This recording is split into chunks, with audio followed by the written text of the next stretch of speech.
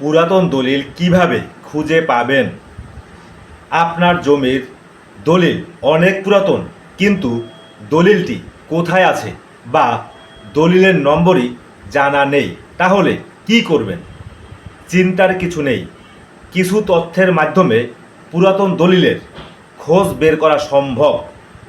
প্রথমত, দলিলের নম্বর ও সাল জানা থাকলে সংশ্লিষ্ট সাব রেজিস্ট্রি অফিসে গিয়ে দলিলের রেকর্ড অনুসন্ধান করতে পারেন।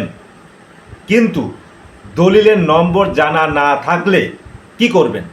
সেক্ষেত্রে দাতা বা গ্রহীতার নাম, মৌজার নাম, দাগ নম্বর, খতিয়ান নম্বর এবং আনুমানিক দলিলের সাল জানা থাকলে অনুসন্ধান করা সহজ হয়।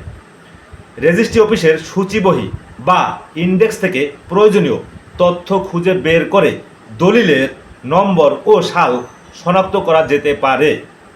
এরপর সেই দলিলের সার্টিফাইড কপি বা নকল সংগ্রহ করা যায়। তবে মনে রাখবেন, শুধু পুরাতন দলিল পেলেই জমির মালিকানা নিশ্চিত হয় না।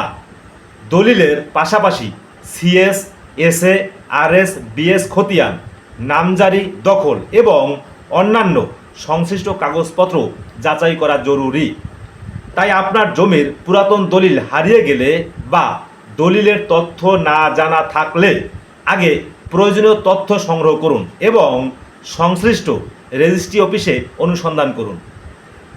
এ ধরনের গুরুত্বপূর্ণ আইনগত তথ্য পেতে ভিডিওটি শেয়ার করুন এবং পেজটি ফলো করুন।